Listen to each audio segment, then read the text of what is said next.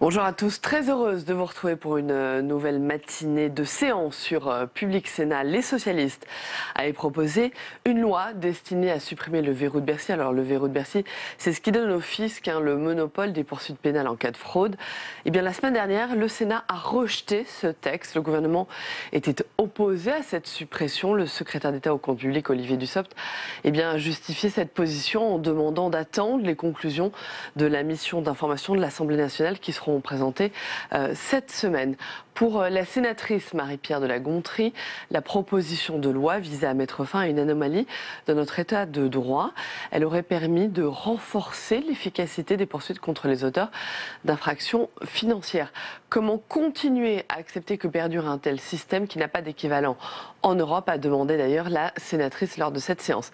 Le verrou de Bercy qui a été mis en place dans les années 20 fait l'objet depuis plusieurs années de critiques des associations mais aussi des magistrats qui lui reprochent notamment d'entraver la liberté d'action des juges et de favoriser une certaine opacité. Voilà, tout de suite donc direction l'hémicycle pour suivre cette séance. Le 2 avril 2013, celui-là même qui était assis à ce banc parfois, chargé quelques mois plus tôt par le Premier ministre de redresser les comptes publics et de lutter contre l'évasion fiscale, celui-là même qui, devant la représentation nationale, avait menti en démentant catégoriquement n'avoir jamais détenu de compte à l'étranger, les yeux dans les yeux. Ce jour-là, le 2 avril 2013, Jérôme Cahuzac reconnaissait détenir des fonds non déclarés sur un compte bancaire en Suisse puis à Singapour. Nous le savons, l'histoire de la lutte contre la fraude fiscale et contre la corruption progresse souvent par crise. Crise de confiance d'abord. Ce coup porté à la démocratie, ébranlant l'opinion, a agi comme un électrochoc et a ouvert la voie à des avancées majeures dans la lutte contre la fraude fiscale et la transparence de la vie publique. A été créée à ce moment-là la Haute Autorité pour la transparence de la vie publique, le Parquet national financier, l'Office central de lutte contre la fraude et la corruption et des législations spécifiques dont nous nous rappelons. Si le bilan du quinquennat de François Hollande en matière de lutte contre la fraude fiscale est jugé positivement par des ONG comme Transparency International, c'est en partie grâce à l'instauration de ces nouvelles institutions désormais incontournables, mais nous devons aujourd'hui aller plus loin. Nous l'avons vu lors de la campagne présidentielle de 2017, elle aussi marquée par une profonde crise. Les scandales qui l'ont rythmée sont à l'origine des lois sur la transparence de la vie politique de septembre 2017 et nous rappellent à tous que le chemin n'est jamais achevé et semé d'obstacles qu'il nous revient de dépasser. D'obstacles, il est bien question aujourd'hui. Il a un nom, l'article L228 du livre des procédures fiscales. Il a un surnom, le verrou de Bercy, en vertu duquel l'auteur d'une infraction fiscale ne peut être poursuivi que sur plainte de l'administration et au surplus sous réserve d'un avis conforme de la commission des infractions fiscales. Nous le savons dans cet hémicycle, depuis plusieurs années, nombre d'entre vous ont déjà eu l'occasion de voter et le Sénat a voté en totalité la suppression ou l'assouplissement du verrou de Bercy, notamment récemment, en mars 2016, par l'adoption d'un amendement déposé par notre collègue Éric Bocquet, ou plus récemment en 2017 par l'adoption d'un amendement déposé par notre collègue Éliane Assassi. Par deux fois, l'Assemblée nationale s'est engagée dans la même démarche. En 2017, la décision a été prise pourtant de se donner un temps de réflexion supplémentaire et de créer à l'Assemblée une mission d'information sur les procédures de poursuite des infractions fiscales, commission qui va rendre son rapport dans les jours à venir. Suppression prématurée, nécessité d'une réflexion plus approfondie, c'est en général le dernier argument utilisé lorsqu'il n'en reste pas, que les autres sont épuisés. Gageons que le moment est pourtant opportun. Parce que ce verrou est une anomalie dans notre droit. Comment continuer à accepter que perdure un tel système qui n'a pas d'équivalent en Europe, où la justice ne peut se saisir d'office des infractions fiscales, y compris lorsqu'il s'agit de fraude majeure? Comment accepter ce nihil obstacle sur la répression de la fraude fiscale? Cette situation heurte le principe de transparence que nos concitoyens réclament de plus en plus et l'indépendance de la justice à laquelle nous sommes tant attachés. Cette anomalie est largement dénoncée au-delà des rangs du Sénat. Éliane Houlette, procureur de la République financier, devant l'Assemblée nationale, il y a quelques jours, a dénoncé cette situation en ces termes. Le verrou bloque toute la chaîne pénale, il empêche la variété des poursuites, constitue un obstacle théorique, juridique, constitutionnel et républicain, en plus d'être un handicap sur le plan pratique. François Molins, procureur de la République, considère que la situation telle qu'elle résulte de l'article L228 n'est plus tenable, je cite, rappelant que ce monopole est contraire à certains principes et freine dans leur action les procureurs de la République sans aucune raison objective. La Cour des comptes, déjà en août 2013, dans un référé, s'exprimait en termes sans équivoque. Pour elle, le verrou de Bercy est préjudiciable à l'efficacité de la lutte contre la fraude fiscale. De nombreuses ONG, j'ai cité tout à l'heure Transparency International, mais également Oxfam, Sherpa ou Anticor, rappellent depuis plusieurs années la désuétude de ce dispositif. Il est donc plus que temps d'y mettre fin, car il est indispensable que la justice puisse se saisir en toute transparence des infractions fiscales et en particulier des plus graves. Et nous regrettons que le gouvernement ait fait le choix de l'immobilisme en n'intégrant pas cette disposition dans le projet de loi qui a été présenté le 28 mars dernier et dont nous aurons à débattre dans quelques semaines. Car effectivement, le gouvernement continue aujourd'hui, selon déclarations qui sont assez évolutives, mais depuis plusieurs années, de soutenir le maintien de ce dispositif et encore devant la commission que j'évoquais tout à l'heure de l'Assemblée nationale pour des motifs d'efficacité, de compétences fiscales, de haute technicité, point de vue qui pourtant ne tient compte ni du gain d'efficacité indéniable rendu possible par la Cour de cassation, qui a étendu les moyens de l'autorité judiciaire, a permis d'ouvrir une enquête à l'encontre de Jérôme Cahuzac au titre du blanchiment de fraude fiscale, ni de la procédure d'enquête judiciaire qui a été créée par la loi de finances rectificative du 30 décembre 2009. Et donc, pour peu qu'on lui en donne les moyens, la justice française ne fait pas défaut. Cette situation, aujourd'hui, nous devons l'assumer face à l'opinion. L'opinion a évolué, a varié et s'est renforcée dans le sens de la suppression de ce verrou après les affaires révélées par les Wikileaks, les Panama Papers, les Paradise Papers. Ces arguments qui ne peuvent plus tenir devant les citoyens français qui sont soucieux du respect des principes démocratiques, qui ne tiennent plus devant les contribuables, qui voient sous leurs yeux les principes bafoués de consentement à l'impôt. Ils ne peuvent tenir davantage devant les justiciables français qui ignorent sur quels critères se fonde l'administration fiscale pour désigner les 1000 dossiers qu'il transmet tous les ans au parquet national financier sur les 4000 dossiers considérés pourtant comme des fautes graves. Il faut savoir, mes chers collègues, que sur ces dossiers, il conviendrait, selon le président de la commission des infractions fiscales, de ne pas divulguer les critères qui président à ces choix, qui font pourtant l'objet de poursuites, pour éviter de permettre aux contribuables, paraît-il, de monter des stratégies d'évitement et laisser la justice extérieure à ces dossiers. Aux citoyens, aux contribuables, aux justiciables, pouvons-nous prétendre à l'efficacité d'un dispositif qui permet à l'administration fiscale de traiter sans contradictoire, sans motivation de ces décisions prises de certains dossiers sans en informer le parquet national financier, comme l'avait déjà souligné Éliane Houlette que j'ai citée précédemment. Ce dispositif qui manque de transparence, finalement, conduit à peu de coordination entre la justice et l'administration fiscale. Nous ne pouvons nous y résoudre. Sur ce point d'ailleurs, si nous pensions que M. Darmanin serait présent à ces bancs, je suis heureuse de voir la présence d'Olivier Dussopt, car j'ai bien noté, il y a quelques mois, sa position favorable, en tout cas critique, à l'instauration du verrou de Bercy et donc à son ouverture d'esprit par rapport à notre démarche de ce jour. Il est dit aujourd'hui que c'est une question d'efficacité. Alors qu'aujourd'hui, certains évoquent le coût pour la nation entre 60 et 80 milliards d'euros de la fraude fiscale, nous devrions donc maintenir un dispositif qui, si efficace qu'il est prétendu, permettrait de ne recouvrer que 11 milliards pour l'année 2016. 75% des dossiers échappent à la justice dans des conditions que nous ignorons, pour des motifs que nous ne connaissons pas et selon des règles qui sont obscures pour tous. Pourtant, sur la rentabilité financière, rappelons une chose. Nul ne peut prétendre que l'administration fiscale permettrait de récupérer plus de fonds que si c'était transmis à la justice, car, et l'exemple de Jérôme Cahuzac le montre, il a bien pu à la fois être taxé concernant les comportements délictueux au regard de l'impôt, mais aussi être sanctionné, nous l'avons vu hier, car la règle non bis in idem a été écartée, vous le savez.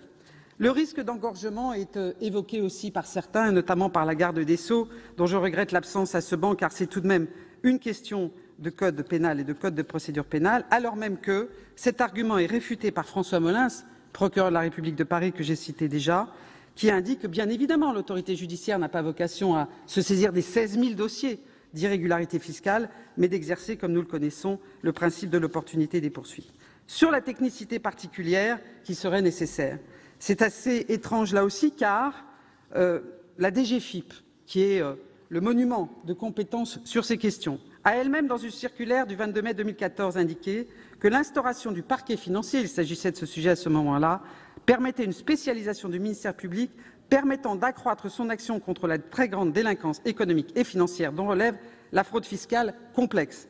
De même, notre collègue rapporteur de la Commission des finances, que je salue, soulignait dans son rapport l'apport des techniques spéciales d'enquête dont bénéficient les services judiciaires dans les cas des fraudes les plus complexes. Et c'est donc bien dans ce cadre de collaboration que nous devons nous situer. Alors, vous le comprenez, mes chers collègues, il est temps. La mission de l'Assemblée nationale va rendre son rapport, les affaires et les révélations se succèdent, la démocratie est mise à mal, nous devons prendre nos responsabilités. Je porte devant vous, avec l'ensemble de mes collègues du groupe socialiste, cette proposition de loi. Je m'exprime ici alors que des semaines d'auditions se sont déroulées devant l'Assemblée nationale. En ce moment même, les affaires dévoilées par la presse et par les lanceurs d'alerte se succèdent ou sont en cours d'investigation. Chacune d'entre elles constitue des actes de résistance de la démocratie, mais en ébranlant l'opinion. Elles agissent comme autant de crises de confiance, et c'est là le paradoxe. Allons-nous justifier le statu quo jusqu'à ce que la démocratie s'en trouve suffisamment affaiblie, ou bien allons-nous nous saisir et saisir l'occasion qui nous est donnée aujourd'hui de faire face aux responsabilités qui incombent notre fonction en supprimant cette anomalie française qu'est le verrou de Bercy. Merci, cher collègue. La parole est à Monsieur Jérôme Bascher, rapporteur de la Commission des finances, pour 10 minutes.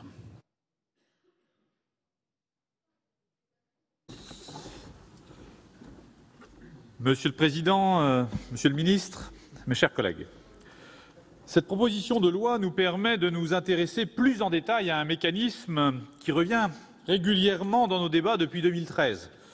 Depuis 2013, en effet, il faut le rappeler, après qu'un ministre chargé du budget a été reconnu hier pleinement comme fraudeur fiscal, une première dans cette République, ou qu'un secrétaire d'État fut pris de phobie administrative.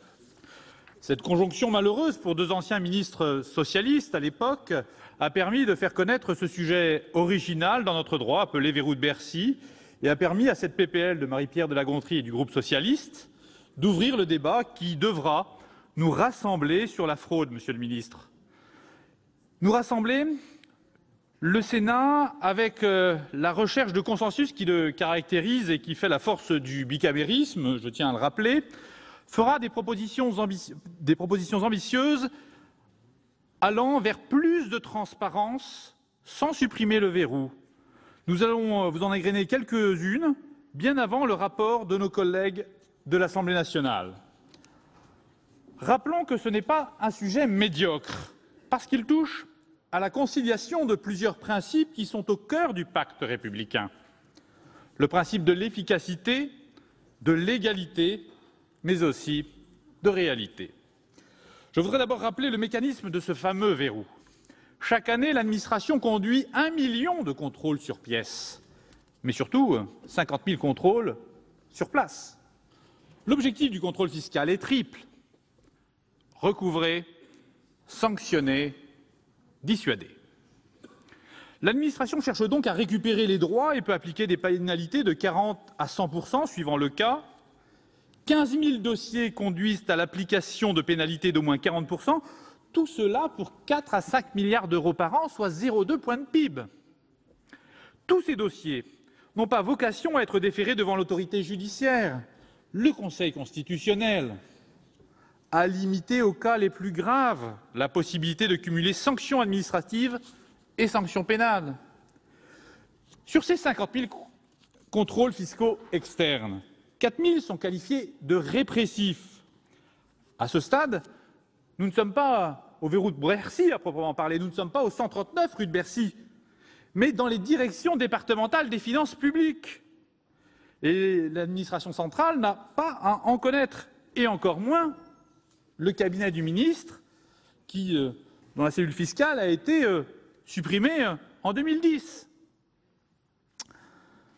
l'administration ne reçoit en fait que 1100 dossiers par an et les transmet presque tous à la commission des infractions fiscales, la CIF. Et nous arrivons à un élément central du verrou, qui est en fait double, avec du coup une double critique. Le verrou, c'est le fait qu'une plainte pénale pour fraude fiscale est irrecevable si elle n'est pas déposée par l'administration fiscale, mais le verrou, c'est aussi le fait que cette administration ne peut déposer plainte que s'il est autorisé par la CIF, ce qu'elle fait dans 90 à 95% des cas, tellement l'administration a intériorisé l'exigence de cette commission. Alors je préfère le dire avec solennité, tant les membres de la CIF que de l'administration fiscale sont indépendants et me semblent irréprochables. Le soupçon sur le verrou est pour leur travail, pour eux, relativement insultant. Ce climat de défiance généralisée, je le dis, n'est pas sain. Il ne faut pas céder aux modes. Mais quand on n'a rien à se reprocher, je le dis aussi aux fonctionnaires, je leur dis n'ayez pas peur de plus de transparence. Et j'en viens aux pistes pour rendre tout cela, j'ai envie de dire, translucide. On voit la lumière sans pouvoir identifier les personnes. La transparence est assurée aujourd'hui par un certain nombre de rapports. Rapport d'activité de la CIF, rapport au Parlement sur les remises des transactions, rapport du comité du contentieux fiscal, sans compter les enquêtes menées régulièrement par la Cour des comptes. Mais cela n'est plus suffisant, vous l'avez dit, Madame Marie-Pierre de La Gontrie. Et cela n'éclaire pas entièrement la question des critères suivis pour transmettre à la CIF les dossiers de l'administration. Alors, tout cela est réglé par circulaire et ils ont été en partie repris par le Conseil constitutionnel. Le montant des droits fraudés, les manœuvres du contribuable qui constituent une circonstance aggravante et les circonstances relatives à la personne même du fraudeur, en espérant qu'un ministre chargé du budget soit l'exception. Alors la première proposition, Monsieur le ministre, cette transparence pourrait être améliorée par l'inscription de ces critères dans la loi. L'importance de la question justifie en effet l'intervention du Parlement. Attention cependant à ne pas vouloir trop rigidifier le système. Si on inscrivait par exemple un seuil, 100 000 €, celui communément admis, il faudrait trouver une réaction qui évite tout risque d'annulation de la procédure lorsque, devant le juge, on se rend compte que le montant de l'impôt dû est seulement de 99 500 €. Je suis donc opposé à l'inscription d'un montant dans la loi. La transparence pourrait aussi être améliorée par un contrôle plus diversifié. Deuxième proposition.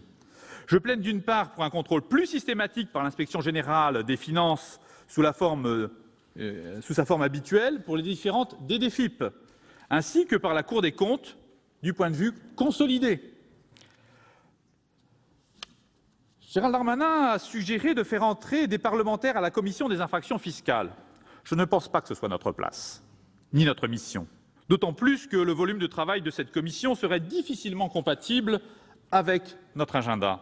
En revanche, troisième proposition, on pourrait envisager que des parlementaires habilités à cet effet contrôlent les quelques 50 dossiers rejetés chaque année par la CIF, afin de comprendre les raisons pour lesquelles ils ne sont pas transmis à la justice. Ils pourraient également, par voie de sondage, examiner une partie des 3000 dossiers non transmis à l'administration par la CIF. Bien entendu, ces parlementaires devraient appartenir à tous les bords politiques, condition indispensable au rétablissement de la confiance.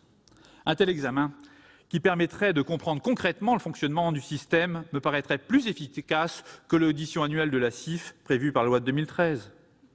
Enfin, quatrième proposition, les membres de la CIF désignés par les présidents des deux assemblées pourraient plus logiquement être proposés par le président et le rapporteur des commissions des finances afin d'assurer la pluralité.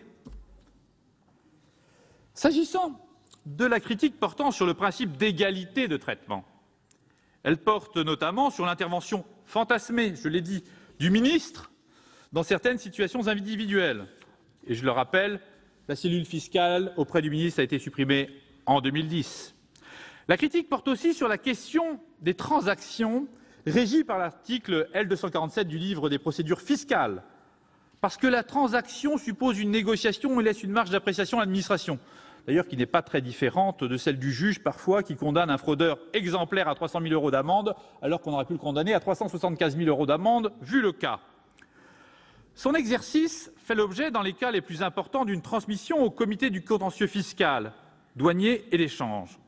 Elles font l'objet d'un rapport annuel au Parlement et je voudrais montrer que leur ampleur n'est pas celle qu'on croit parfois.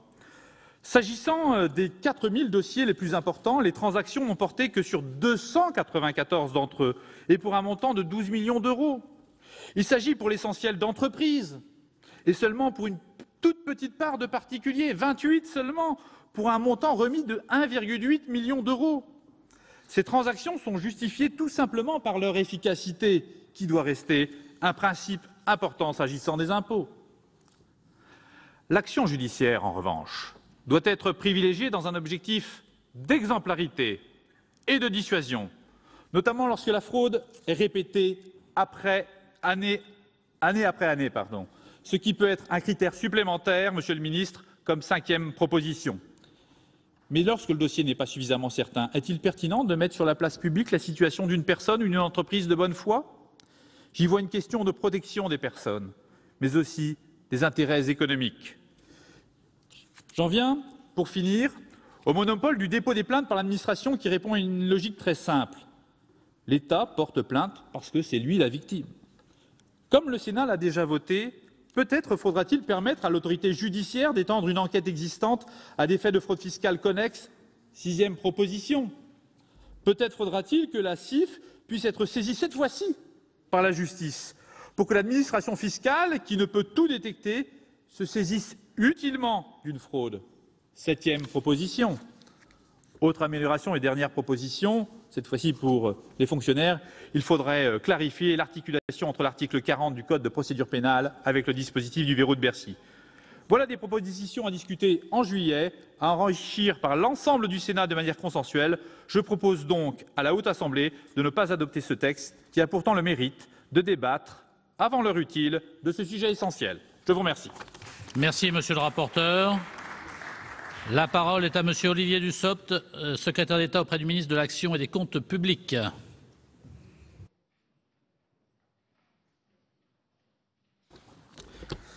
Monsieur le Président, Monsieur le rapporteur, Mesdames et Messieurs les sénateurs, je suis très heureux d'intervenir devant vous aujourd'hui sur un sujet qui a fait l'objet, cela vient d'être rappelé, de réflexions et de travaux approfondis, aussi bien au Sénat qu'à l'Assemblée nationale, comme en témoigne d'ailleurs la mission commune aux commissions des finances et des lois de la dite Assemblée nationale, dont les conclusions seront rendues la semaine prochaine. Cependant, en dépit de ces travaux nombreux, ce sujet continue, et c'est logique, de faire l'objet de commentaires, de critiques qui peuvent parfois paraître infondées. L'examen de cette proposition de loi, issue du groupe socialiste et républicain, sera donc pour moi l'occasion, je l'espère, de dissiper un certain nombre de malentendus qui semblent avoir été repris dès l'exposé des motifs du texte en question. Je rappellerai ainsi, contrairement à ce qui a été indiqué par Madame la sénatrice de La Gontrie, que ce n'est pas le ministre chargé du budget qui dispose du monopole de l'ouverture des poursuites pénales en matière de fraude fiscale, mais bien l'administration elle-même, et pas le ministre à titre personnel. Comme l'a fait votre rapporteur à l'instant, dont je salue l'objectivité, je m'attacherai donc à décrire les faits avec précision, tout en dessinant des pistes de réflexion pour pallier le manque de transparence dont souffre ce dispositif, ce dont nous convenons tous. Comme vous l'aurez constaté, et cela a été dit là aussi, le projet de loi relatif à la lutte contre la fraude que le gouvernement a déposé sur le bureau du Sénat ne comporte pas de dispositions sur ce sujet. Cela ne signifie pas que le gouvernement ne compte pas s'emparer de cette question. Cela signifie simplement que nous souhaitons laisser les parlementaires formuler leurs propres propositions en la matière, comme l'a fait monsieur le rapporteur avec 8 propositions il y a un instant, car elles les concernent au premier chef. Votre rapporteur a d'ailleurs rappelé à juste titre que le calendrier de la proposition de loi que nous examinons aujourd'hui ne permet pas de prendre en compte les travaux de la mission d'information de l'Assemblée nationale, dont les conclusions seront rendues mercredi prochain. De fait, son rejet par votre commission des finances suffit, il me semble, à démontrer que la démarche d'ouverture du gouvernement a été entendue. Je ne surprendrai donc personne en annonçant que le gouvernement n'est pas favorable à une suppression pure et simple du verrou de Bercy. En revanche, et ce sera l'objet de mon intervention, je souhaite que nous puissions remettre aux parlementaires les clés de ce verrou, en sanctuarisant dans la loi les critères déclenchant des poursuites pénales en matière de fraude fiscale, tout en renforçant vos pouvoirs de contrôle. Le gouvernement rejoint la position de votre rapporteur qui propose lui aussi l'inscription de ces critères dans la loi et l'amélioration du contrôle sur la sélection de ces dossiers. J'ajoute, pour être complet, que le Gouvernement rejoint pleinement les préoccupations du rapporteur en matière de préservation du secret fiscal, qui ne saurait être levé qu'en toute fin de procédure. Votre rapporteur l'a indiqué aussi, il faut démythifier ce sujet. Premier mythe, le verrou de Bercy n'est pas un verrou. Ce que nous appelons communément le verrou de Bercy prévoit que l'action pénale ne peut être engagée pour fraude fiscale que sur le fondement d'une plainte préalable de l'administration fiscale. Est-ce si choquant? Dans beaucoup d'autres domaines de l'action pénale, personne n'imaginerait d'engager des poursuites sans une plainte de la victime. Et lorsqu'il y a fraude, c'est le Trésor qui est lésé. Et c'est donc en tant que victime que l'administration fiscale porte plainte pour engager l'action pénale. En réalité, il y a derrière le sentiment que ce système est par trop verrouillé, l'idée selon laquelle la fraude n'est pas que l'affaire d'experts mais l'affaire de tous. C'est naturellement vrai, et c'est d'ailleurs pour cela que le projet de loi relatif à la lutte contre la fraude fiscale généralise la publication des sanctions en matière pénale et permettra la publication des sanctions administratives. Pour autant, on voit mal comment les choses pourraient aller véritablement plus loin en la matière. Sans exigence de plainte préalable de l'administration, le juge judiciaire se retournera toujours vers l'administration fiscale pour caractériser la fraude et le dossier finira toujours par revenir chez l'expert. Les finances publiques ne seront pas gagnantes à un changement de système et la levée du verrou irait au-delà de notre objectif commun, qui est de sanctionner les fraudeurs et d'additionner aux sanctions administratives les sanctions pénales dans les cas les plus graves. Deuxième mythe sur lequel je veux m'arrêter un instant. La commission des infractions fiscales n'est pas un ovni administratif. Que fait cette commission? Et d'abord, joue-t-elle le rôle d'un parquet comme on l'entend parfois? En réalité, non. Elle s'emploie surtout à vérifier que le dossier est suffisamment solide et étayé, juridiquement, pour qu'on mobilise l'autorité judiciaire dont elle sait qu'elle a beaucoup d'autres préoccupations et qu'il est peut-être inutile de l'engorger inutilement. Ce travail de filtre pose-t-il une difficulté? Je ne le crois pas non plus, puisque la commission des infractions valide 85 à 95% des propositions de plainte selon les années. Par ailleurs, si certains parmi vous émettent des doutes à ce sujet, le gouvernement ne saurait que vous conseiller, et conseiller à votre Assemblée plutôt, de s'emparer du pouvoir de contrôle donné par la loi Sapin de 2013, qui oblige la Commission à publier un rapport annuel et dispose qu'un débat sur son action doit avoir lieu chaque année devant les commissions des finances de l'Assemblée nationale et du Sénat. Le rapport prévu est élaboré chaque année, comporte des informations utiles. Le débat devant les commissions n'a jamais été organisé. Faut-il pour autant laisser le système actuel en l'état et sans rien y changer? Je ne le crois pas et ce n'est pas la position du gouvernement. S'il existe tant de fantasmes autour du verrou de Bercy, cela signifie que des évolutions sont nécessaires. Je rejoins ici le rapporteur quant à la nécessité de réformer le dispositif afin d'y introduire plus de transparence sur les critères de transmission des dossiers à la CIF. Cela permettra de dissiper les fantasmes, parmi lesquels l'idée selon laquelle le ministre en charge du budget déciderait lui-même de la transmission des dossiers. Toutes les décisions de ne pas transmettre les dossiers à la CIF sont tracées et peuvent être auditées. Il y a donc sans doute de bonnes raisons de ne pas transmettre, soit que le dossier soit au contentieux devant le juge administratif, soit que la fraude ne soit pas suffisamment caractérisée, par exemple.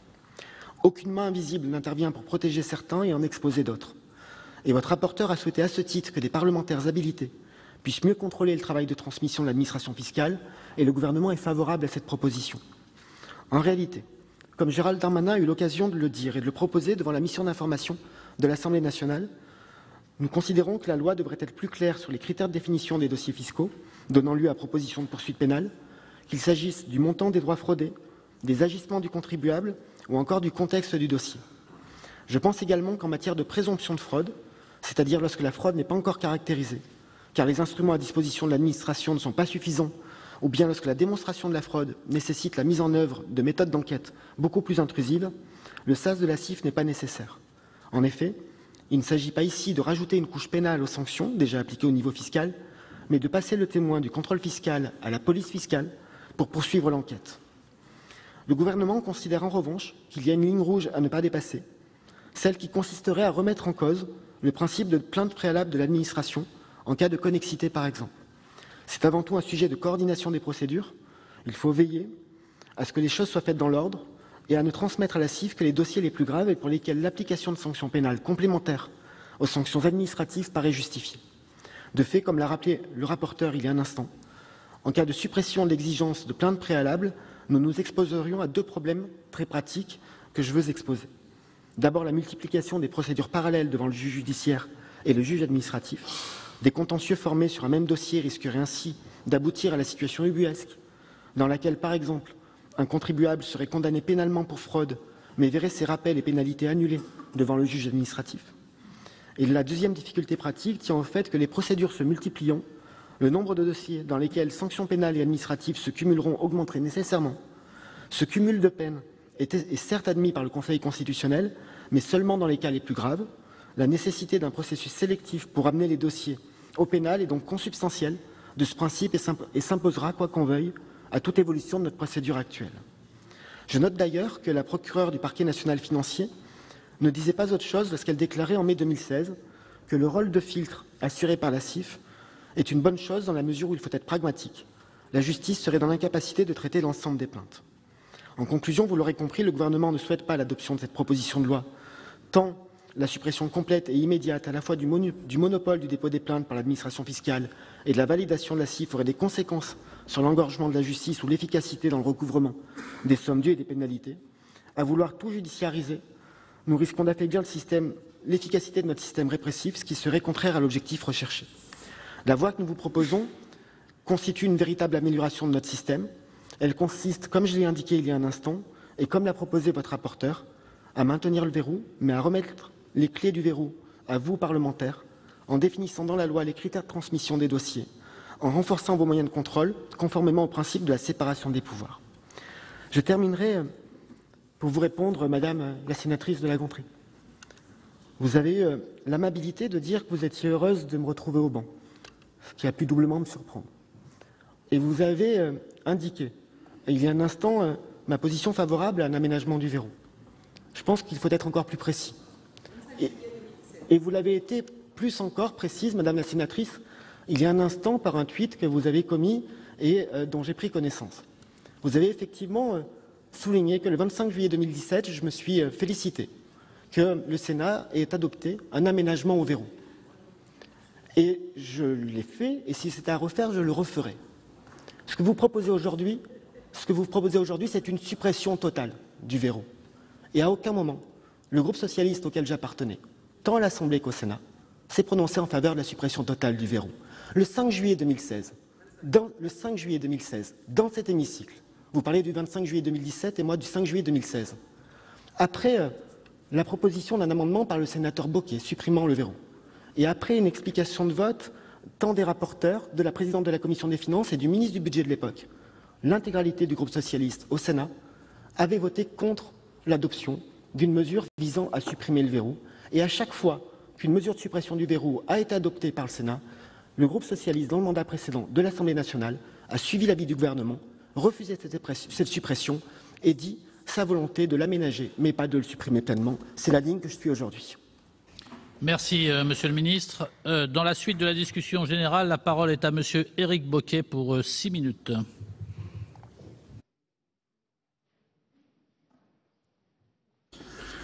Bien, Monsieur le Président, Monsieur le Ministre, Messieurs les rapporteurs, Jérôme Bascher et Philippe Dominetti, compagnons de lutte dans la commission d'enquête, mes chers collègues, nous voudrions d'abord saluer l'initiative prise par nos collègues du groupe socialiste de porter au débat la question du fameux verrou de Bercy, sujet abordé à plusieurs reprises en commission des finances et ici même dans l'hémicycle, à l'occasion de plusieurs séances au cours desquelles, à 3 reprises, effectivement, des amendements portant la suppression du verrou de Bercy avaient pu être adoptés dans la grande diversité de nos sensibilités politiques.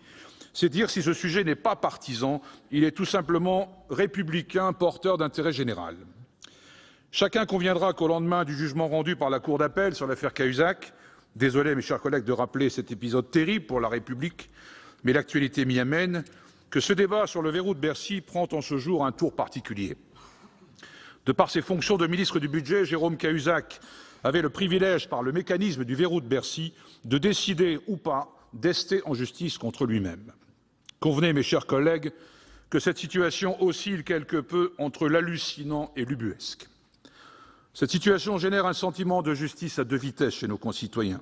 Les plus puissants semblent bénéficier d'une impunité inacceptable, il n'y a plus d'égalité devant l'impôt. Observons un instant les statistiques. Sur les 50 000 contrôles fiscaux réalisés chaque année, environ 15 000, 12 000 selon les années, mettent en évidence des fraudes caractérisées. sur ce total de l'ordre de 4 000 dossiers concernant un montant de fraude supérieur à 100 000 €. Combien de gros fraudeurs finissent devant la justice? C'est là que s'enclenche le verrou de Bercy. L'administration fiscale, qui fait un travail remarquable, rappelons-le sans cesse, fait un premier tri de ces 4 000 dossiers et détermine lesquels elle transmet à la commission des infractions fiscales, composée de magistrats du Conseil d'État, de la Cour des comptes et de la Cour de cassation. Puis, parmi les dossiers reçus, la CIF choisit à son tour ceux qu'elle transmet à la justice. En général, sur les 4 000 dossiers de gros fraudeurs, le fisc en transmet entre 900 et 1 000, qui en retransmet elle-même à la CIF, qui en retransmet elle-même 95% à la justice. Effectivement, mes conclusions, moins du quart des gros fraudeurs finissent devant le juge. Comment s'étonner ensuite que nos concitoyens s'indignent de cette situation quand, dans ce pays, on peut être condamné à 2 mois de prison ferme pour avoir volé un paquet de pâtes alimentaires? Le monopole de l'administration fiscale pour déclencher les poursuites en matière de fraude fiscale commise en bande organisée ou complexe est non seulement contre-productif, mais il heurte de front l'idéal de justice. On nous dit que l'actuel dispositif serait plus efficace lorsqu'au cours des contrôles classiques, les agents identifient des indices de fraude fiscale qui pourraient laisser penser qu'ils sont en présence d'une fraude fiscale grave ou transnationale dans certains cas. Ils ne peuvent pas se satisfaire de simples indices. Ils doivent établir l'existence d'une présomption caractérisée qu'une infraction fiscale pour laquelle il existe un risque de dépérissement des preuves résulte des procédés figurant au livre des procédures fiscales. Or, il n'est pas possible d'y parvenir sans mettre en œuvre des moyens coercitifs dans le cadre d'investigations judiciaires qui ne peuvent, dans un État de droit, être autorisés que par une autorité judiciaire. C'est ainsi qu'il arrive que des indices ne sont ni traités ni transmis à la justice. Pour contrer l'action de l'administration, qui s'est révélée jusqu'ici très efficace, les fraudeurs émiettent les intervenants en recourant à des prête-noms, des sociétés écrans ou des entreprises fictives. Dans ces cas de fraude très complexes, là encore, seules des enquêtes judiciaires permettraient de démonter les schémas de fraude.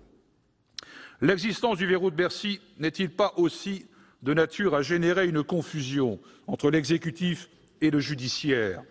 Cette situation est-elle acceptable en démocratie? Pourquoi les dossiers fiscaux très médiatisés des grands groupes transnationaux et de certains particuliers très fortunés ne sont-ils pas parvenus à un juge d'instruction? Personne ne nie ici que les agents du fisc ont une expertise remarquable. Mais les magistrats disposent de techniques spéciales d'enquête, indispensables dans les affaires impliquant la criminalité organisée ou faisant intervenir sociétés écrans et logiciels comptables frauduleux. Croit-on vraiment que les grands groupes cesseront de tricher tant qu'aucune condamnation pénale ne les dissuadera, par exemple, de manipuler les prix de transfert?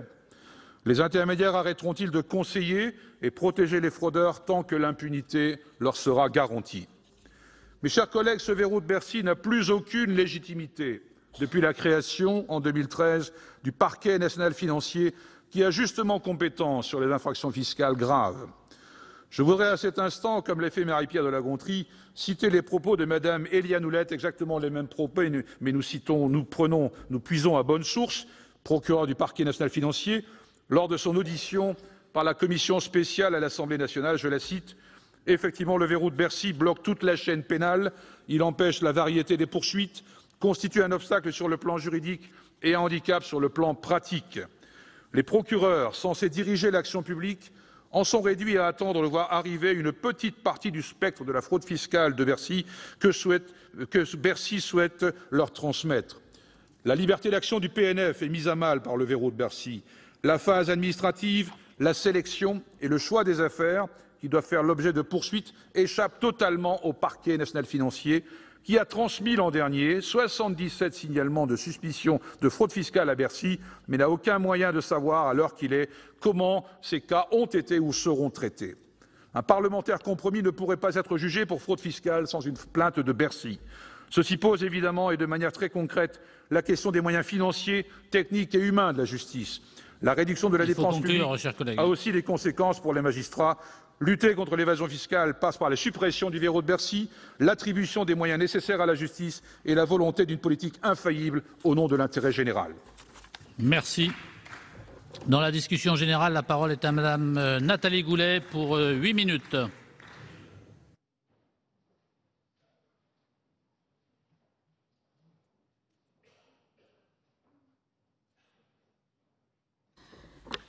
Monsieur le Président, Monsieur le Ministre, Monsieur le Président de la Commission des Finances, Monsieur le rapporteur, mes chers collègues. Une impression de déjà-vu sur ce verrou de Bercy qui revient comme Mars en carême. Ça fait déjà 3 fois que le Sénat a voté sa suppression et aujourd'hui, la proposition de loi de notre collègue du groupe socialiste arrive. C'est dommage qu'elle ne soit pas arrivée sous la législature précédente. On aurait peut-être pu venir à bout de ce verrou. Plaider encore une fois la suppression de ce verrou. Le timing, vous l'avez rappelé, celui d'une niche parlementaire, en attendant les conclusions de nos collègues de l'Assemblée nationale, ce qui nous permet de nouveau d'évoquer le sujet. Mais, monsieur le rapporteur, nous n'avons pas attendu l'affaire Cahuzac pour parler du verrou de Bercy. Nous avions déjà, en 2010-2011, une commission d'enquête sur la lutte contre la fraude et l'évasion fiscale et nous avions déjà diagnostiqué cette anomalie que de nombreuses personnes auditionnées dont plusieurs personnes auditionnées avaient soutenu la suppression. Nous sommes sur un sujet républicain, nous sommes sur un sujet de fraude et d'évasion fiscale, un scandale, une annonce, c'est toujours comme ça que ça fonctionne. Et aujourd'hui, on l'a cité, ce problème de suppression n'est pas une marotte de quelques parlementaires. On a cité Éliane Houlette, on a aussi cité Monsieur le procureur de la République François Molins. Je vais pas revenir sur leurs déclarations, elles ont déjà été longuement développées. Et il faut partir du principe, Monsieur le ministre, qu'il faut vous croire sur parole. C'est-à-dire que le verrou est plus rapide, plus efficace, qu'il rapporte plus d'argent et que, naturellement, si on levait ce dispositif, les tribunaux seraient engorgés. Et donc, partant de ce postulat et partant du principe qu'il faut vous croire sur parole, il faut maintenir le dispositif tel qu'il est. Alors, je note avec intérêt que vous acceptez aujourd'hui, au poste qui est le vôtre, des aménagements. Et je me souviens très bien qu'en 2013, notre collègue Anziani, parti au champ d'honneur du non-cumul des mandats, avait fait des propositions qui n'ont malheureusement pas été adoptées, mais notre collègue Anziani avait multiplié les propositions qui auraient pu, il y a 3 ans, améliorer d'ores et déjà les dispositifs de transparence. Parce que ce qu'on reproche à ce verrou, c'est son manque de transparence. C'est son manque de transparence, c'est surtout ça le problème. Aujourd'hui, tout le monde veut de la transparence, il suffit voir le traitement des parlementaires et le traitement de la haute autorité pour la transparence de la vie publique, très bien. Et voilà qu'au milieu du dispositif de fraude et d'évasion fiscale, au milieu du dispositif répressif, on a un objet, une institution totalement opaque. Je ne parle pas de translucide, on parle de totalement opaque. Alors, maintenant, on nous dit on va mettre quelques parlementaires ici et là, c'est pas le rôle des parlementaires, mais finalement, c'est peut-être le rôle des parlementaires. Et puis, finalement, les présidents vont être nommés par les commissions, etc.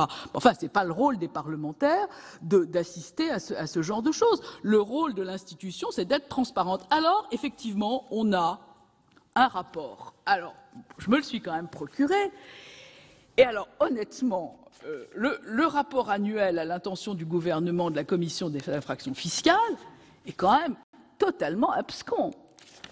Il y a là-dedans un nombre de camemberts supérieur à la production du bon village de Camembert, du bon département de l'Orne que je représente.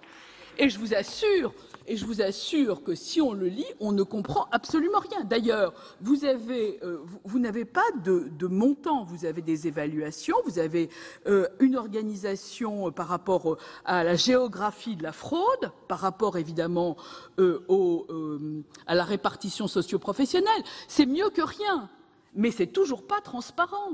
C'est toujours pas transparent. Donc moi, je veux bien vous croire sur parole et penser que ce verrou qui va arriver à transiger et qui transige un certain nombre de dossiers est meilleur que la procédure judiciaire. Mais la transaction, elle se fait entre combien et combien ? C'est quoi la marge avec laquelle ce verrou travaille ? Vous avez une créance de 100, vous transigez à 30, vous avez une créance de 100, vous transigez à 70. il est comment le gap de la transaction? Quel est votre niveau d'estimation d'une bonne transaction? Si on arrivait à avoir ces éléments, je pense que la question du verrou dans son maintien serait probablement moins d'actualité et moins prégnante que ce qui se passe aujourd'hui avec ce manque d'information. C'est surtout ça qui choque les parlementaires, et pas seulement les parlementaires, Transparency, et puis aussi les magistrats. Alors on me dit, oui, mais enfin c'est normal, les magistrats veulent plus de pouvoir, c'est leur rôle, et puis les gens de Bercy veulent plus de pouvoir parce que c'est leur rôle, et finalement, chacun dans son corporatisme, voulons garder. Oui, d'accord. Mais le problème de la fraude fiscale, et on l'a signalé la dernière fois, il se trouve que l'ordre du jour du Sénat aujourd'hui est à peu près le même que celui de la dernière fois quand on a parlé de la fraude et de l'évasion fiscale. On parle de 80 milliards de fraude fiscale et dans quelques minutes, on va parler de 26 € d'amélioration des retraites agricoles. Je suis désolée de reprendre ce que j'ai dit la dernière fois, mais enfin, l'argent qu'on ne récupère pas sur la fraude fiscale ne peut pas vous servir, à nous servir, à améliorer des dispositifs des agriculteurs qui ont 700 € par mois. Donc, je veux dire, on est sur un sujet qui est vraiment extrêmement important. On n'est pas seulement sur un sujet technique d'une instance à l'intérieur de Bercy qui doit être défendue par les membres vénérable de cette vénérable institution du ministère de l'économie et des finances. Donc, encore une fois, les aménagements, c'est très bien. Je vais d'ailleurs, au nom du groupe de l'Union centriste, vous en proposer tout à l'heure. Mais ce que je vais surtout vous proposer, Monsieur le Ministre, puisque ce n'était pas vous qui étiez au banc la dernière fois, c'est que, puisque c'est l'époque des réformes et singulièrement de la réforme constitutionnelle, nous mettions à l'ordre du jour, en modifiant l'article 34 de la Constitution, la lutte contre la fraude et l'évasion fiscale. Car la lutte contre la fraude et l'évasion fiscale devrait complètement relever du domaine parlementaire, alors qu'il échappe tout à fait. Et c'est la raison pour laquelle, notamment, le Parlement ne peut pas décider d'avoir une vue sur la liste des paradis fiscaux ou des territoires non coopératifs. Car lorsque le Parlement veut se mêler de cela, le Conseil constitutionnel nous explique que c'est du domaine réglementaire. Donc, puisque on va bientôt modifier cette Constitution, moi je proposerai un amendement de façon à ce que la lutte contre la fraude et l'évasion fiscale relève complètement du domaine parlementaire. Et dans ces cas-là, nous aurons tout loisir de pouvoir encore proposer des dispositifs. Alors, le groupe de l'Union centriste n'est pas favorable dans sa majorité à la suppression pure et simple du verrou, qu'à titre personnel je voterai, mais nous avons proposé un amendement d'assouplissement, et puisque vous avez l'air, Monsieur le Ministre, d'être tolérant sur les assouplissements, ce sera un bon signal que vous acceptiez l'amendement que nous allons proposer tout à l'heure. Je vous remercie. Merci, chers collègues. Donc, dans la suite de la discussion générale, la parole est à Madame Sophie Taillé-Polian pour le groupe socialiste pour 10 minutes.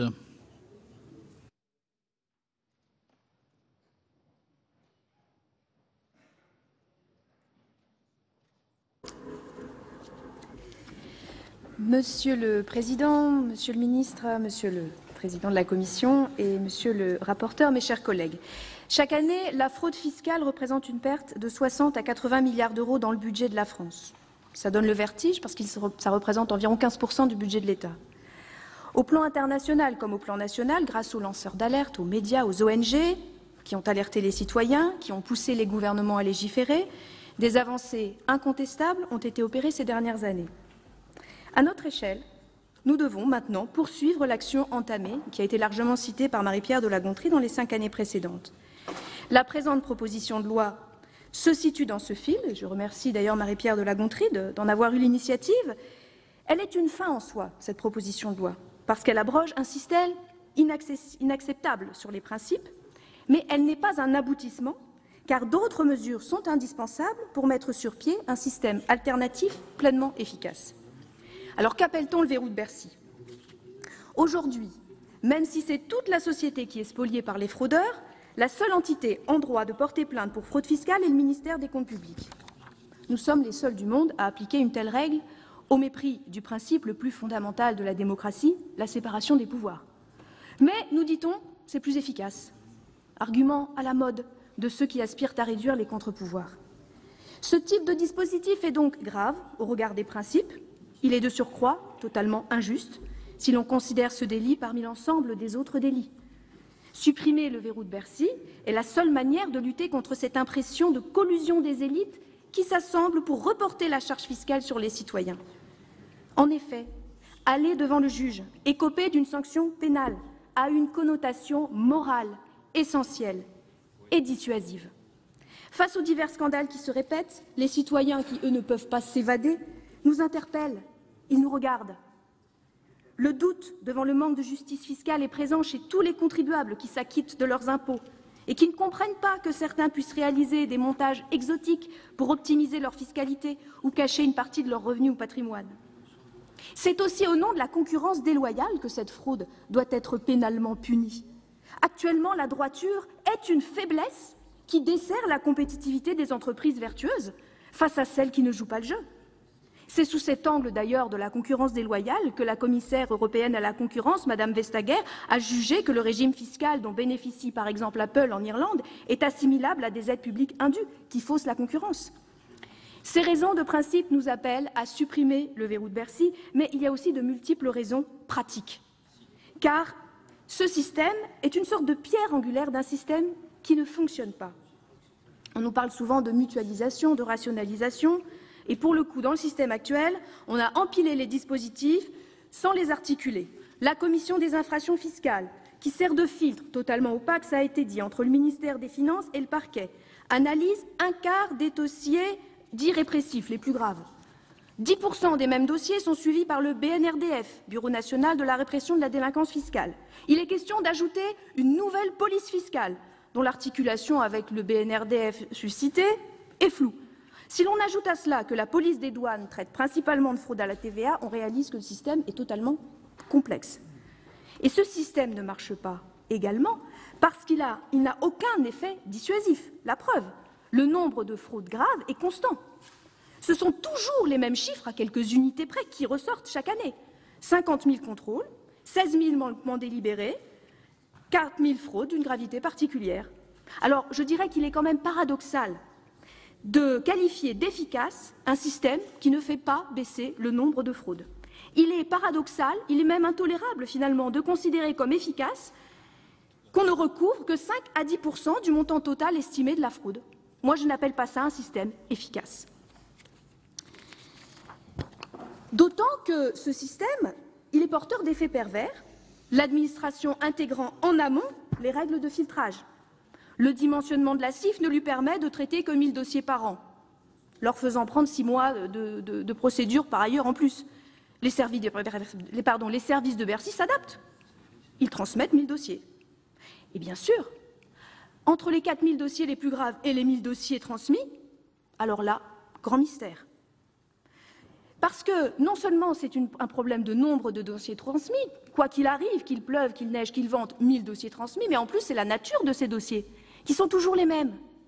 Une seule ou 2 ou 3 types de fraude, toutes les autres échappent totalement à la justice.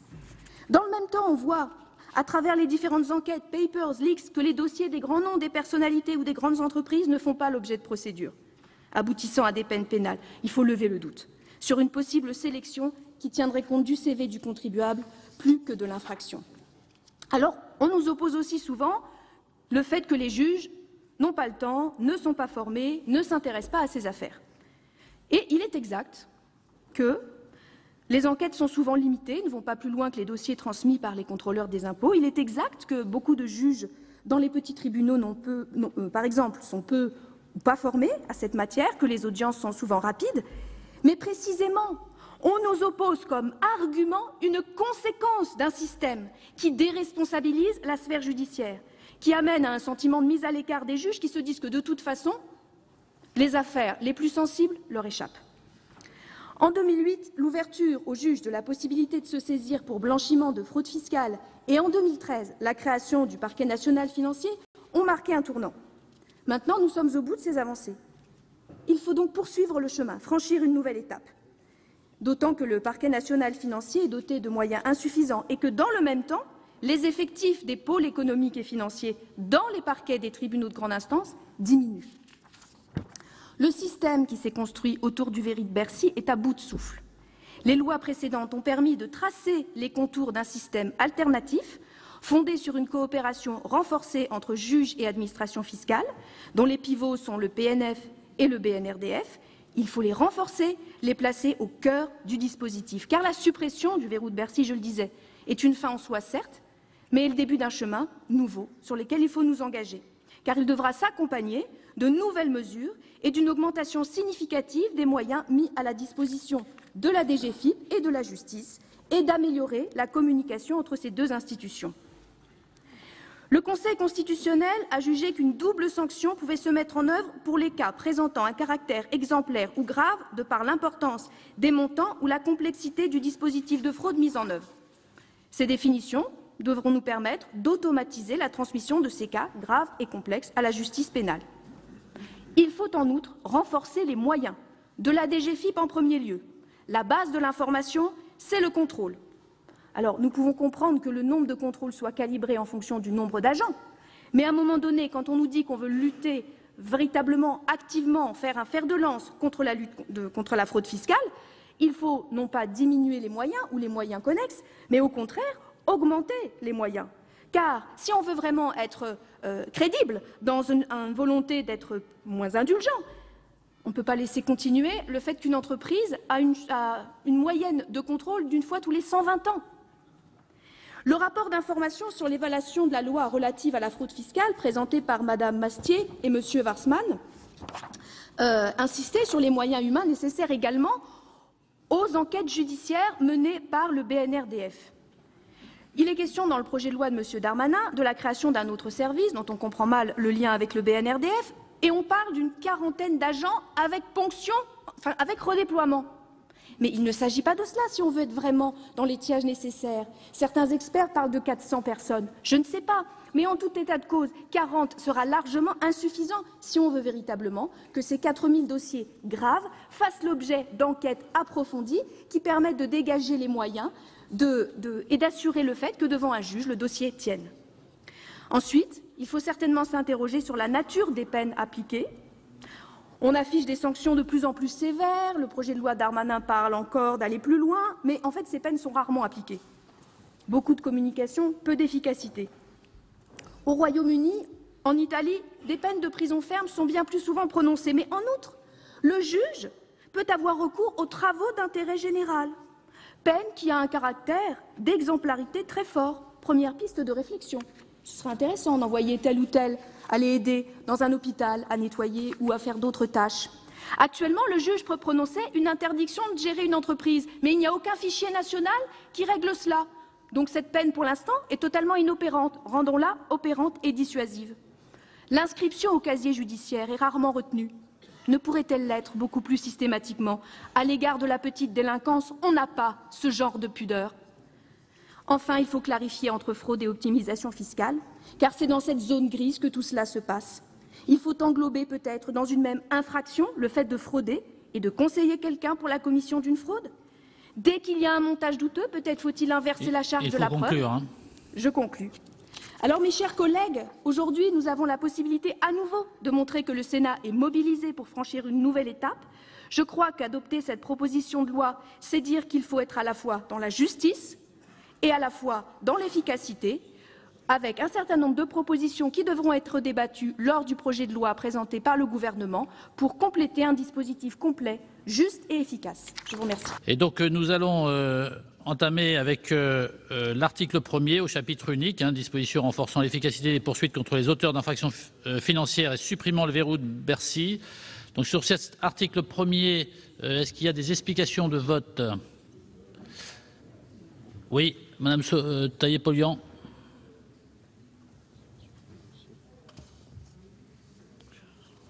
Merci, Monsieur le Président.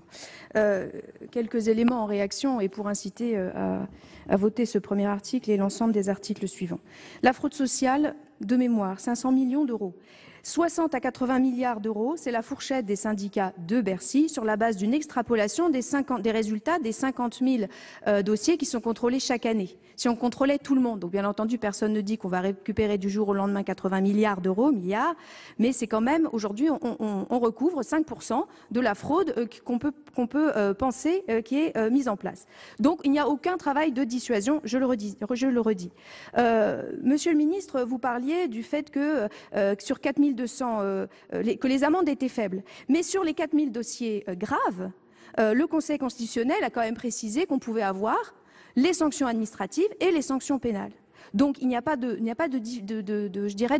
on ne peut pas opposer le montant des sanctions prononcées par les tribunaux et le montant des sanctions administratives qui sont tout à fait cumulables sur les cas, les 4000 cas les plus graves. Et enfin, je voudrais terminer sur la suspicion qui mine la démocratie. Moi, je suis tout à fait d'accord avec Monsieur Longuet qui dit qu'il faut louer les services de Bercy pour leur sérieux, leur responsabilité et leur professionnalisme. Mais quand il dit que la quatrième chose à louer, c'est leur discrétion, alors là, excusez-moi, mais je pense effectivement que cela, ça mine la démocratie. Merci, chers collègues. Donc, il n'y a pas d'autres explications de vote sur cet article premier? Donc, j'ai été saisi d'une demande de scrutin public par le groupe Les Républicains sur cet article premier. Le rapporteur, il vient de s'exprimer, non? Il n'y a pas d'avis de la commission sur l'article, il n'y a pas d'amendement. Il a déjà été donné, je pense, non? Bon, alors, monsieur le rapporteur, allez-y. Allez-y, monsieur le rapporteur. Juste, il est défavorable, comme il le sera, sur l'ensemble des articles de cohérence qui suivront. C'était tout ce que je voulais dire. Simplement dire que moi, je préfère parfois le secret fiscal au secret de l'instruction. Il est beaucoup moins bafoué, le secret fiscal. Merci, monsieur le rapporteur. Donc, une demande de scrutin public par le groupe Les Républicains sur l'article 1er. Donc, il va être procédé au scrutin public dans les conditions fixées à l'article 56 du règlement. Le scrutin sera ouvert dans quelques instants. Chers collègues, voici le résultat du scrutin numéro 100 sur l'article 1er. Compte tenu de l'ensemble des délégations de vote accordées par les sénateurs aux groupes politiques et notifiées à la présidence, nombre de votants 343, nombre de suffrages exprimés 342, pour l'adoption 116, contre 226. Le Sénat n'a pas adopté. Donc l'article 1er n'est pas adopté. Nous passons à un article additionnel après l'article 1er, l'amendement numéro 1. Madame Goulet. Oui, Monsieur le Président, Monsieur le Ministre. Alors, il s'agit d'un amendement qui a déjà été adopté par le Sénat. En réalité, le présent amendement vise à lever partiellement le verrou de Bercy. Monsieur le Ministre, vous parliez tout à l'heure d'aménagement. Alors, je sais bien que c'est pas le moment, c'est pas le bon texte, c'est pas le bon jour et c'est pas la bonne heure, mais ça donnerait quand même un bon signal. Il s'agit donc de lever partiellement le verrou en prévoyant la possibilité pour l'autorité judiciaire d'engager des poursuites sans autorisation préalable de l'administration, c'est le débat que nous avons eu toute cet après-midi, lorsque d'une part les faits sont apparus à l'occasion d'une enquête ou d'une instruction portant sur d'autres faits, et d'autre part lorsque les faits ont été commis en bande organisée ou par le recours à diverses manœuvres. Cet amendement ouvre en outre, sous contrôle du parquet, une possibilité de transaction pénale pour les faits de fraude fiscale complexe commis dans les circonstances subvisées. Donc il s'agit d'un aménagement qui préfigurera à tous ceux que vous allez suggérer ou valider dans le cadre du projet de loi qui va nous être soumis dans quelques semaines. Merci, chers collègues. Monsieur le rapporteur, l'avis de la commission. Monsieur le Président, Monsieur le Ministre, mes chers collègues, Madame la sénatrice Nathalie Goulet, cet amendement reprend un dispositif proposé en juillet 2013 par la Commission des lois, qui avait été adopté par la Commission des lois, mais pas par le Sénat, Madame la sénatrice. Je suis obligé de repréciser les choses sur ce sujet important. Le dispositif de l'amendement pose en fait plusieurs difficultés importantes de fond. D'une part, quel est l'impact sur les services de justice, comme sur l'administration de cet amendement? Par exemple, l'interdiction de lancer des transactions sans passer par le parquet pose des questions importantes sur la réactivité du dialogue entre l'administration et le contribuable, comme sur la préservation du secret fiscal, je viens de l'évoquer. S'agissant de l'égalité entre les citoyens, au nom de quoi introduirait-on une procédure spéciale pour certains cas de fraude fiscale? Toutes les affaires graves doivent aller devant le juge pénal, qu'elles rentrent ou pas dans les conditions fixées par votre amendement. C'est justement l'avantage de la procédure actuelle qui permet l'application de critères homogènes par le contrôle de la CIF. Il faut aussi réfléchir au périmètre de l'amendement. Les cas de fraude fiscale aggravée sont ceux qui justifient le plus le renvoi devant l'autorité judiciaire, mais c'est aussi pour ceux pour lesquels la compétence technique de l'administration est essentielle. Et cela ne s'oppose en rien au dépôt de plainte. Il manque certes à l'administration des moyens spéciaux, on en a parlé, pour mener l'enquête, mais elle peut déjà les obtenir par la procédure d'enquête judiciaire fiscale instaurée en 2009, sous le double contrôle de la Commission des infractions fiscales et du parquet. Il faut craindre au total une désorganisation du fonctionnement actuel, qui aurait un impact finalement catastrophique sur la qualité du recouvrement des impôts et des pénalités. S'agissant de la première partie de l'amendement, c'est précisément lors des débats portant sur ce point que l'Assemblée nationale a décidé de monter la mission d'information. Donc à un moment, il faut quand même qu'on essaye de trouver un peu de cohérence et un temps opportun pour examiner cela. C'est pour ça que la Commission vous demande de retirer cet amendement et sinon émettra un avis défavorable. Merci. Monsieur le ministre, l'avis du gouvernement. Merci, Monsieur le Président. Madame la sénatrice, l'avis du gouvernement est assez identique à celui du rapporteur. Vous avez vous-même dit dans la présentation de votre amendement que le moment serait peut-être inopportun. En tout cas, la proposition que vous faites mérite d'être examinée. J'ai eu l'occasion de dire tout à l'heure qu'à l'occasion de l'examen du projet de loi sur la fraude fiscale, nous aurons la possibilité de procéder à des aménagements du verrou de Bercy pour le rendre à la fois plus transparent, plus objectif et ainsi dissiper tous les doutes, toutes les interrogations, toutes les questions qui peuvent être posées. C'est la raison pour laquelle le gouvernement souhaite le retrait de votre amendement et à défaut sera au regret de donner un avis défavorable. Merci Monsieur le ministre. Pour explication de vote, Président Assouline.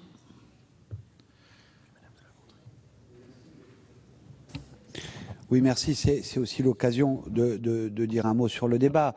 Mais je pense que cet amendement va dans le bon sens et enlève pas mal d'arguments que vous avez avancés sur l'ensemble du projet de loi que vous trouvez jusqu'au boutiste. Ce qui prouve que même si cela, pour le rapporteur comme pour le gouvernement, c'est trop, qu'il y a un blocage qui vient d'ailleurs, que nous ne pouvons plus comprendre. Parce que quand on en parle en dehors de l'hémicycle, même à droite, beaucoup disent il faut arrêter avec cet archaïsme du veto de Bercy, qui ne correspond ni à ce qui se passe ailleurs, à l'étranger, souvent on nous montre en exemple un certain nombre de pays, ni au principe même qui guide notre République, séparation des pouvoirs. Donc quand on fait des entorses à des principes fondamentaux, on peut donner toutes les arguties. On décrédibilise même les piliers des fondements de notre République. Et puis, il y a quelque chose que vous pouvez plus entendre dans ce gouvernement, qui parfois, les grands principes, il s'assoit dessus, mais il dit efficacité économique, efficacité économique. C'est ce qui les guide, nous disent-ils, tous les jours. Or, comment, aujourd'hui, justifier que sur quelque chose qui est évalué entre 60 et 80 milliards, même si l'on sait que jamais on ne pourra recouvrer l'ensemble de ces 60 ou 80 milliards, mais 10 de plus, vous voyez ce qu'on peut financer? Quand on dit qu'il n'y a plus d'argent dans les caisses, quand on dit que les services publics ne peuvent plus être assurés sur l'ensemble du territoire, quand on dit que nos hôpitaux publics sont en état de désastre et que c'est la santé qui est un des piliers aussi de ce que nous devons à l'ensemble des citoyens est menacée, etc.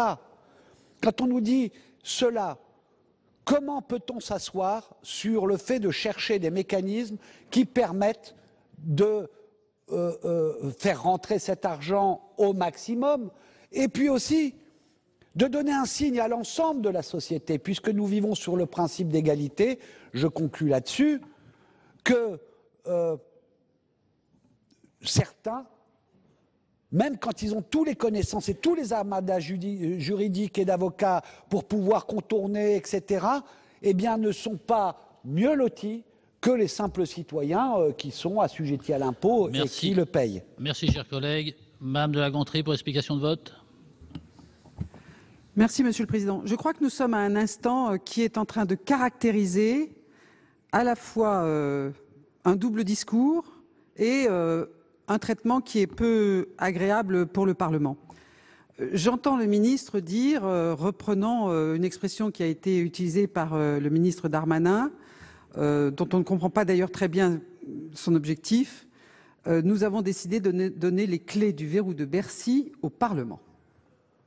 Ça tombe bien, nous sommes en charge de faire la loi. Alors, nous sommes ici au Sénat, nous proposons quelque chose. Alors, on peut être en accord ou en désaccord, mais certainement pas, Monsieur le Ministre, dire nous voulons donner ou alors le Sénat n'est pas le Parlement. Enfin, c'est ce que je comprends quand même, quelque part. Bien.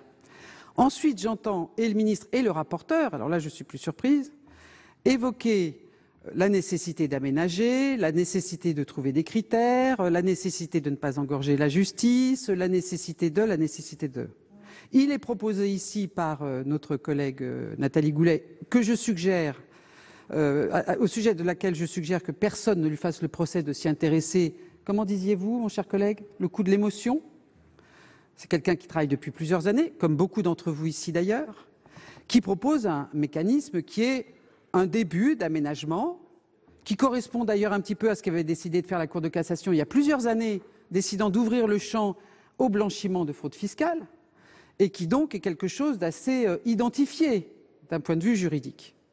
Ça ne va toujours pas. Alors je le dis à notre collègue rapporteur, nous allons dans quelques semaines, dans quelques jours, travailler sur ce sujet. Mais qu'allez-vous dire alors qu'aujourd'hui, sur une modification qui ne nous comble pas, puisqu'elle ne va pas jusqu'à l'objet de la proposition de loi, mais qui est déjà un premier pas, pour autant, dans un bel élan, le rapporteur, mais également le gouvernement, et on peut l'imaginer du coup, la majorité du Sénat, j'imagine, j'ai cru comprendre que c'est comme ça que se dessinaient les accords internes, allaient donc refuser ce modeste aménagement pour lequel le groupe socialiste, pour autant, considérant qu'il est important de faire un pas, souhaitera le voter. Donc c'est votre double discours, c'est absolument regrettable et c'est peu positif pour le Parlement. Merci, cher collègue. Monsieur le ministre. Merci, Monsieur le Président. J'ai entendu 2 fois, 3 peut-être même avec l'intervention précédente, l'idée d'un double discours sur cette disposition. Mais s'il fallait supprimer le verrou fiscal, pourquoi est-ce que le groupe socialiste n'a pas voté l'amendement de M. Bocquet le 5 juin 2016 ? Pourquoi ? Pour quelle raison ? Qu'est-ce qui permettait au groupe socialiste, avec toute l'estime que j'ai pour beaucoup d'entre vous, de voter l'amendement de 2016 ? Qu'est-ce qui l'empêchait ? Et de la même manière, le groupe socialiste à l'Assemblée, dont je faisais partie, a toujours voté le rétablissement du verrou fiscal lorsqu'il était purement et simplement supprimé. Nous l'avons dit et répété pendant 5 ans. Rappelez-vous-en, pendant 5 ans, nous avons dit que nous étions opposés à la suppression pure et simple du verrou de Bercy. Pendant 5 ans, nous avons dit que nous étions opposés à la suppression pure et simple, et parce qu'on est dans l'opposition, parce que vous êtes dans l'opposition, il y aurait une espèce d'amnésie qui permettrait aujourd'hui d'aller vers la suppression pure et simple. C'est un peu compliqué, et le double discours, on le retrouve là. Donc, je le répète, je le redis, nous sommes, et je suis, à titre personnel, j'ai toujours été favorable à l'aménagement du verrou. Le gouvernement travaillera avec toutes celles et ceux qui veulent permettre cet aménagement dans le cadre du projet de loi pour la lutte contre la fraude fiscale, de manière à aménager le verrou et que ce soit plus efficace. Merci, Monsieur le Ministre. Pour explication de vote, Madame Taillé-Polian. Oui, moi je regrette effectivement qu'on en soit dans ce type de discussion parce que je crois que la lutte contre la fraude fiscale peut nous rassembler. Elle peut nous rassembler et nous faire avancer. Mais là, il y a objectivement un refus, parce que ce ne serait pas le moment. Alors je ne sais pas s'il aura changé dans 1 mois et demi. À mon avis, peut-être un nouveau scandale, mais sinon, rien n'aura changé. Donc on aurait tout à fait pu, je dirais, par une logique d'amendement d'ailleurs, d'autres groupes. Bon, moi je salue le travail de Nathalie Goulet, sa proposition, qui constitue en quelque sorte un repli que nous soutiendrons dans cet état d'esprit, d'avancer. Un certain nombre de choses ont été faites dans le précédent quinquennat, notamment la création du parquet national financier, des lois, cela a été rappelé. Des dispositifs ont été mis en place qui maintenant sont opérationnels et qui étaient, je dirais, des conditions nécessaires à la suppression du verrou de Bercy. Maintenant, nous avons des outils qu'il convient de déployer pour permettre au verrou de Bercy d'être supprimé et de cesser avec cette logique qui n'est pas du tout une logique dissuasive. Il faut que nous rentrions dans une logique dissuasive. Oui, nous serons présents aussi dans le cadre du projet de loi Darmanin. Vous nous trouverez ici avec des propositions, mais il eût été possible, il eût été souhaitable que le Parlement prenne ses responsabilités aujourd'hui, ici au Sénat, pour faire des propositions afin d'avancer sur le chemin de la lutte contre la fraude fiscale. Je vous remercie. Merci, chers collègues. Il n'y a plus... oui, pardon, Monsieur Capu, pour explication de vote. Oui, Monsieur le Président, juste une explication de vote, d'autant plus que j'ai été pris à partie directement. Qu'on se comprenne bien, moi je suis tout à fait d'accord avec mon collègue Sophie Taillé-Polian sur le fait que nous sommes tous profondément attachés à la lutte contre la fraude fiscale. Nous divergeons un tantinet sur les moyens et sur l'efficacité des moyens et l'opportunité de judiciariser exclusivement ou pas le mode de règlement de ce type de litige. C'est juste là sur le type de moyens. Vous avez compris qu'il me semble à titre personnel que supprimer totalement la voie administrative pour poursuivre exclusivement au pénal ne m'apparaît pas le plus efficace. Sur l'amendement de Madame Goulet, et j'en arrive à cet amendement, il me semble que l'idée de Madame Goulet d'une levée partielle du verrou de Bercy, dans certains cas, mérite très sérieusement, je crois que je partage cette analyse avec le rapporteur du texte, mérite très sérieusement d'être étudiée. Il me semble que sa proposition de développer le recours à la transaction pénale en cas de refus de la solution transactionnelle durant la phase administrative est un compromis intéressant et nous pourrons effectivement en débattre. Je dis juste que ça n'est pas le lieu, c'est effectivement ce qui a été dit, ça n'est pas le moment. Nous allons avoir un débat. Il me semble que le texte qui va être proposé et les débats qui sont à l'heure actuelle, qui ont lieu au Sénat, à l'Assemblée nationale, qui vont être rendus public le 22 mai prochain, nous permettront d'avancer. C'est juste une question de timing, mais je salue le travail effectué par Madame Goulet. Vous aurez compris qu'à ce stade-là, les indépendants voteront contre. Merci, chers collègues. Madame Goulet, pour explication de vote. Oui, je voudrais juste d'abord vous dire que je maintiens cet amendement et que il ne fait que découler de ce qui a déjà été voté dans cette maison, y compris dans un texte lié à le financement du terrorisme, qui est et cette disposition a déjà été adoptée. Elle avait été présentée par Éric Bocquet. Il ne s'agit pas d'engorger les tribunaux, il s'agit simplement de pouvoir délester, le cas échéant, le verrou dans l'hypothèse d'instructions connexes.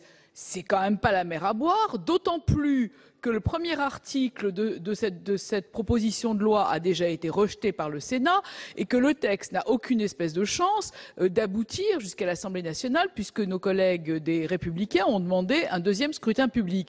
Donc je trouve que l'image qui est donnée est pas du tout satisfaisante, qu'il s'agit simplement d'une procédure qu'on peut parfaitement imaginer d'adopter cette disposition comme un signal en faveur de cet assouplissement qu'on nous promet et que dans quelques semaines, en juillet, quand le projet arrivera, de toute façon, cet amendement arrivera et je doute que d'ici juillet, il soit plus expertisé qu'il ne l'est aujourd'hui et que les autres mesures aient eu le temps de l'expertise. Donc je ne parle pas de double discours, Monsieur le Ministre, parce que je ne pense pas que vous en ayez un. Je dis simplement que les échéances que vous nous donnez à quelques mois ne sont absolument pas une garantie, compte tenu de la capacité générale des gouvernements qui succèdent de nous donner des études d'impact quand ils nous proposent des textes. Je doute que l'ensemble des mesures d'assouplissement que vous allez nous proposer soient plus expertisées que cet amendement du groupe de l'Union centriste aujourd'hui que je maintiens. Merci, chers collègues. S'il n'y a pas d'autres demandes d'explication de vote, je vais mettre aux voix cet amendement. J'ai été saisi d'une demande de scrutin public par le groupe Les Républicains. Sur l'amendement numéro 1, je vous rappelle que l'avis de la Commission et du Gouvernement sont défavorables.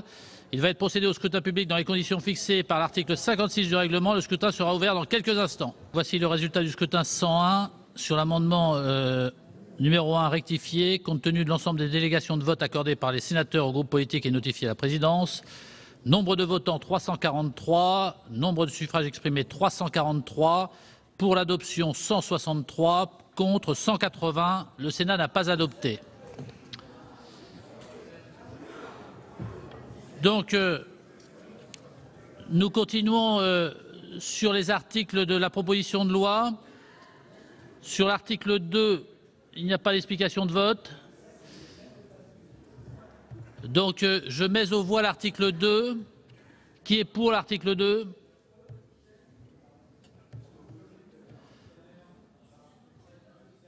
Cohérence. C'est un amendement de cohérence. Non, c'est pas un article, c'est un article, c'est l'article 2. Alors, attendez. Levez la main, ceux qui sont pour l'article 2.